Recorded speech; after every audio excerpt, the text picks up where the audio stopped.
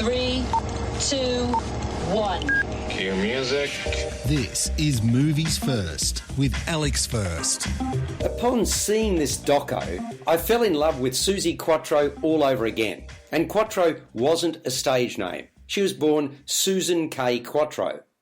Growing up, she was the it girl for me. This sexy, dynamic bass player and singer with that gravelly voice, all dressed in leather.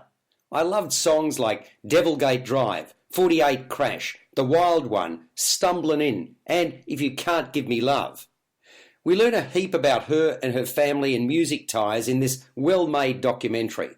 Born into a musical family in working-class Detroit, all the kids became involved in the music business. First, they formed an all-girl band before Suzi was recognised as the standout and transported alone to London, which didn't sit well with some members of the clan. With talented people all around her, Can the Can became her first #1 hit in 1973. Others followed, although, like with ABBA, Australia was her consistent bedrock. She was big in the UK too, and parts of Europe, but mega success in her home country eluded her. Mind you, a memorable stint in the hit television series Happy Days certainly boosted her profile. Featuring more than 36 interviews and a surfeit of home video, Suzi Q casts a keen eye on the showbiz persona and personal life of a highly talented artist and performer. Put simply, she was a natural. She knew what to do on stage in front of an audience. She was the consummate entertainer. Her brilliant smile, coupled with her good looks and musicality, made her the complete package.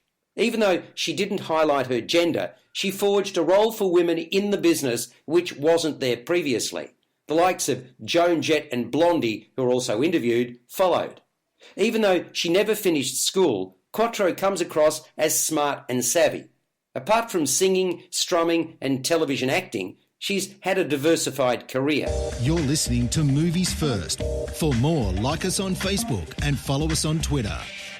Punctuated by clips of her performing, Suzi Q paints the picture of ambition realised with a few missteps along the way. She's real, disarmingly honest, and unlike so many others who find fame young and have adulation from adoring hordes, stayed away from drugs. Australian filmmakers Liam Firmager as director and Tate Brady producer worked on the doco for 4.5 years on 3 continents, and it shows. Suzi Q is arguably 15 minutes too long, but is well worth seeing. There are 42 songs featured. It scores an 8 out of 10. You've been listening to Movies First with Alex First. Subscribe to the full podcast at Stitcher and iTunes or your favourite podcast distributor. This has been another quality podcast production from Bytes.com.